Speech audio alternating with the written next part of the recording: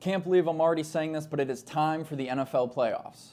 It seemed like last week was week 1, but we are now 18 weeks deep into the NFL season. The playoffs starting this weekend with the Chargers versus the Texans, ending on Monday Night Football with the Vikings versus the Rams. In this video, I'm going to be breaking down and predicting every single round 1 matchup, starting with the Chargers and Texans. I'm going to go through, break down each game, what each team has to do to win, and who's going to win in each of those games. But before I allow you to listen to my wisdom and extensive knowledge about the NFL, make sure you hit that subscribe button. Trying to be the best sports channel on all of YouTube. Every subscriber is going to help me do that. Every new subscriber puts a big smile on my face. All right, now it is time. The first game of the playoffs. If you know me, I'm a diehard Chargers fan. The first game of the playoffs in this season. Of course, it's the Chargers going on the road to face the Houston Texans at 4:30 on Saturday. I think this is going to be a good game. Specifically, the Chargers kind of riding a high, winning that Week 18 game, getting that 5th seed to be able to play the Texans instead of the Ravens, which I think is a huge win for them, gives them a much better chance to advance to the second round. But breaking down the game, Chargers, they've been playing well. Texans, not so much. Coming into this year, a lot of people thought C.J. Stroud could possibly be the MVP. After last season, people were saying he had a better rookie year than Justin Herbert when he broke and set many records for a rookie quarterback. But two young, very talented quarterbacks, one more than the other, Justin Herbert. But it's set to be a good game in Houston, I think. First up for the Chargers, they've been having troubles this year giving up big runs to running backs and allowing other teams to kind of run on them a little bit and relying on that pass defense. I think we're going to see about the same this week. Chargers, first and foremost, need to stop big plays from Joe Mixon. As we all know, the Texans' offense is depleted. No Stephon Diggs, no Tank Dell. So I think if the Chargers can shut down Joe Mixon, because he is a very talented running back, he's been doing it for many years now, going back with the Cincinnati Bengals, but they need to shut down Joe Mixon and make C.J. Stroud make big plays, make big throws. Like I said, a lot of people very high on C.J. Stroud coming into this year. I wouldn't call it a sophomore slump, but he's definitely not having as big of a year as people would think. So make him prove why people were so high on him coming into this year, saying he's better than Justin Herbert. Now they get to go head-to-head, and we're going to get to see on 4:30 on Saturday that Herbert is the better quarterback, and this Chargers defense just needs to step up and play big. Obviously, the main guy in Houston now in that smaller wide receiver room is Nico Collins. He's been one of the best receivers in the league this year, missed a couple games with injury, got hurt earlier on in the year. But if the Chargers are able to take away Nico Collins, it's either going to be Tarheeb Still or Cam Hart. I'm going to be interested to see how Derwin James lines up in this game. He's used to covering the better tight ends on the league. Dalton Schultz for the Texans, he is a good tight end, but I wouldn't put him at a top tier with like Travis Kelce, Mark Andrews, even Brock Bowers, who Derwin James has shut down this season.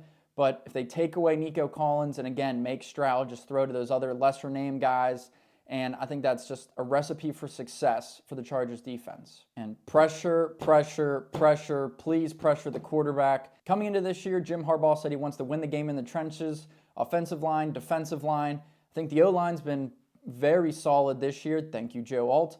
But the defensive line, I want to see more sacks, more pressure, and just make C.J. Stroud scared shitless back there. You pressure him, force bad throws, get a turnover or two.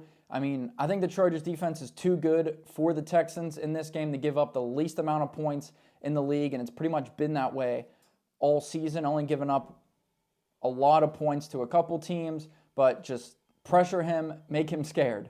Texans' recipe for success, they need the big plays because I've talked about it multiple times in other Chargers videos.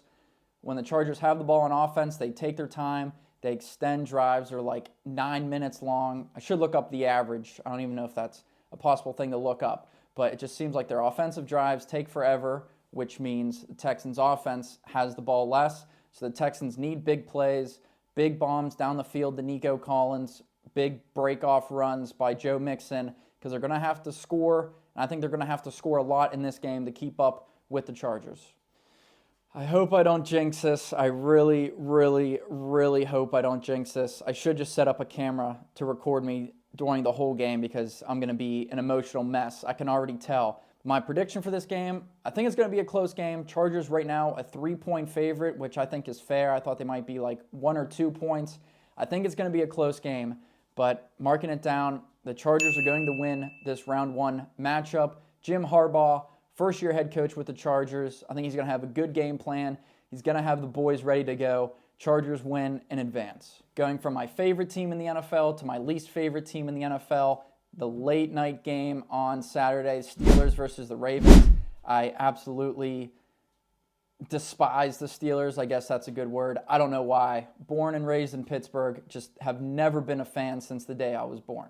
The Steelers, bad loss to the Bengals last week. Chargers beating the Raiders, so instead of playing the Texans, the Steelers are playing an AFC North rival in the Ravens, which, if you've seen my TikTok, which has a lot more comments than I thought it would have got, but I wanted to know honest opinions from Steelers fans, how they felt about this matchup with the Ravens, and I definitely got a lot of honesty, a couple weird comments in there, but I think it sets up for a good game. Yes, the Steelers have been playing god-awful on a 4-game losing streak. Russell Wilson has not been playing well.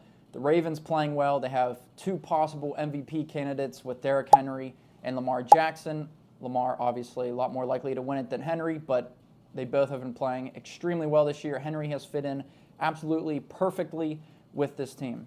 The Ravens open up as a 10-point favorite. I think it was down to like 9 the last time I looked, but either way, that's kind of a big spread for these two teams. Both teams very familiar with each other. John Harbaugh and Mike Tomlin, they play twice a year, so they're very familiar. They're 1-1 on the season. Steelers beat them the first time. The Ravens kind of wiped the floor with them the second game, but Lamar Jackson just doesn't play well versus the Steelers. I think I know he also doesn't have a good record in the playoffs. His first playoff game, a loss to the hands of Phillip Rivers and the Chargers.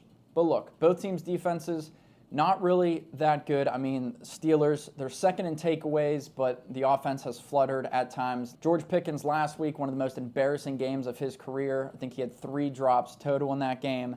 I mean, Steelers offense, they need him to show up because without him, who are you throwing the ball to? Calvin Austin, Van Jefferson.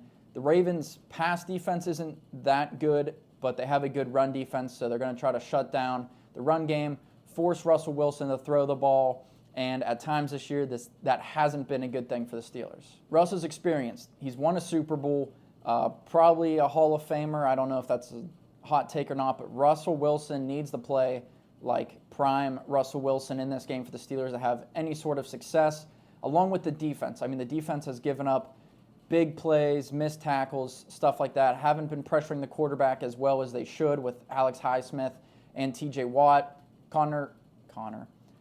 Cam Hayward got injured a little bit in the last game. He's listed as questionable right now. I assume he's going to play. I don't think a guy like that's going to miss out on a playoff game versus the Baltimore Ravens. So for the Steelers, Russell Wilson just needs to play well. George Pickens needs to get his head out of his ass and just play. I mean, he's super talented, no doubt about that. He has to show up in this game. There's no doubt about it. Steelers defense need to get pressure on Lamar and contain him. I don't know if they're going to run a spy or what they usually do defensively about him, but they need to force turnovers. I mean, they're second in takeaways. Obviously, as I mentioned, force turnovers. Don't allow Lamar to scramble. And I think Joey Porter Jr. is one of the worst cornerbacks in the league. I mean, I watch a lot of Steelers games because everybody else around me is a Steelers fan. I mean, he's just not good. Too many penalties. He can't cover. He is good at making open field tackles, but honestly, that's probably about it. Zay Flowers also right now listed questionable for this game. That would be a big hit for the Ravens if he can't play. Mark Andrews is on a little bit of a heater right now. He finished the season with 11 touchdowns. He didn't score in the first 7 weeks or something stupid like that. But if there's no Zay Flowers, that's going to force Lamar to throw to guys like Rashad Bateman, who's also been playing really well out of nowhere, Nelson Aguilar, Isaiah Likely, Mark Andrews. I think those two are going to have big games for the Ravens, but I think the Steelers are in a little bit of trouble in this game.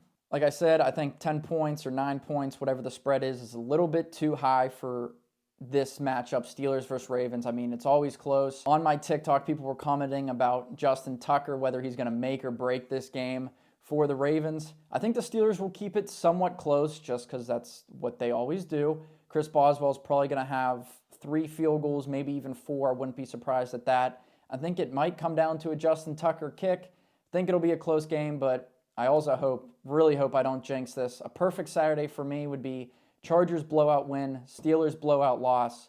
I don't think either one of those are going to happen, but I hope I don't jinx these two things by saying I hope the Chargers win, and I hope the Steelers lose, and I think they will lose. I think the Ravens just overall a better team. Mike Tomlin, yes, he had another winning season, but I think they're going to flutter again in the playoffs. 2 games on Saturday, 3 games on Sunday. First one, Broncos versus the Bills at 1 o'clock. Bills open up as a 9-point favorite. I also think that's too big of a spread. I mean, I say that and they'll probably win by 40. Whatever I bet on is going to lose. I don't even know why I try anymore. But I think this is a really interesting game. Broncos playing extremely well. Bo Nix still has his name in there for Rookie of the Year, I do believe, alongside Jaden Daniels. He's been playing phenomenal. Last week versus the Chiefs, take what you want with it. That game was god-awful, but he still played really well in a must-win situation for them. I think the game's going to be high-scoring. Both defenses need to step up. I mean, the Bills' defense has been playing a little bit better, but what Bo Nix has done with this Broncos offense is crazy. Under Sean Payton, Courtland Sutton's playing well. They have 3 running backs they can rely on. So I think it's going to be high scoring.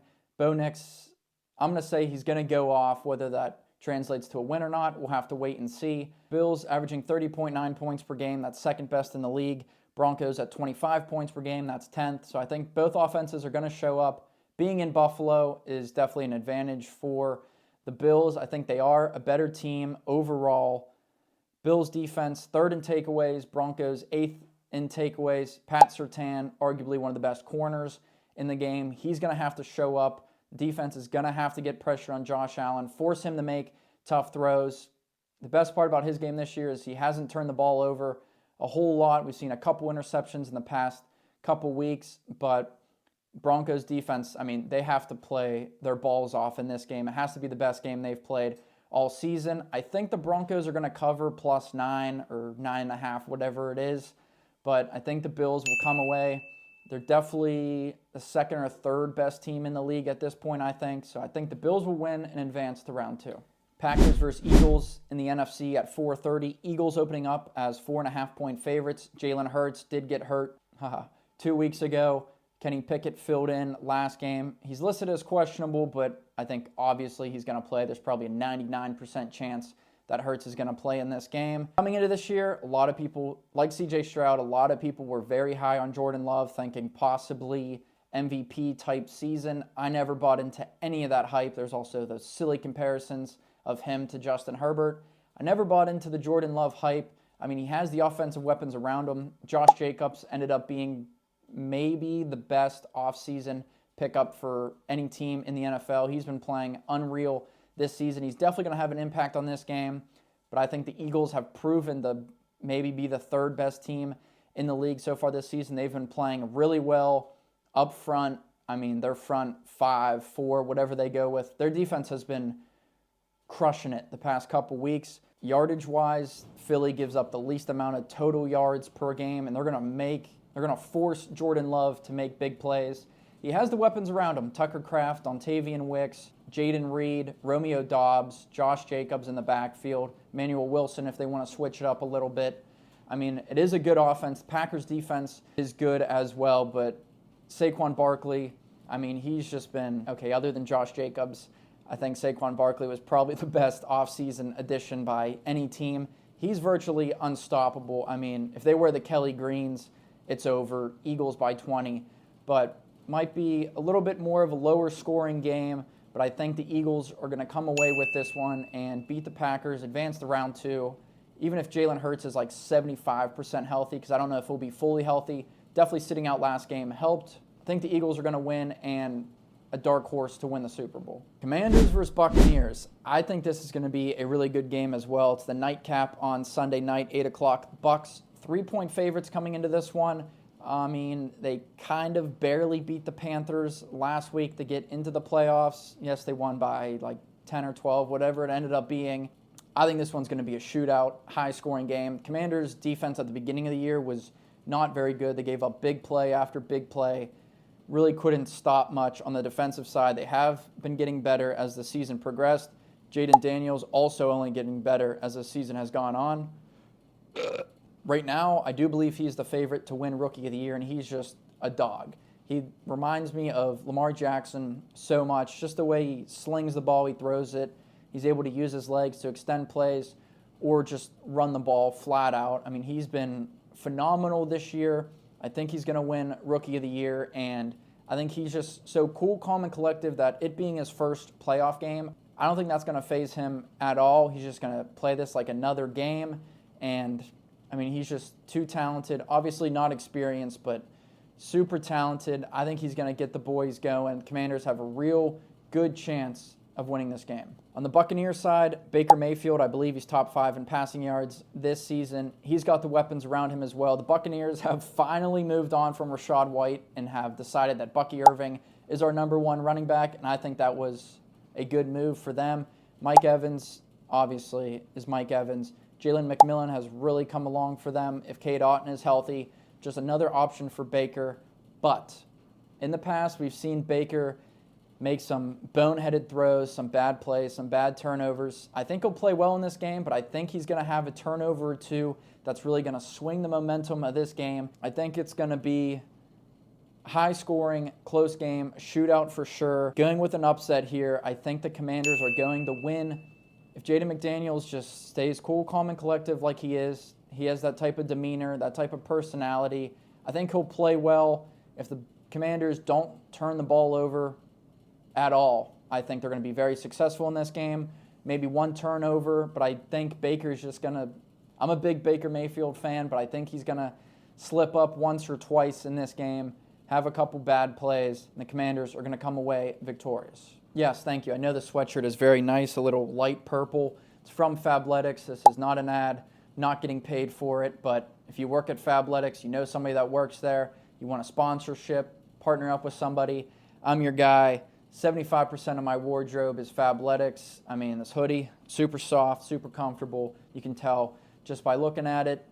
Fantastic company. I love you.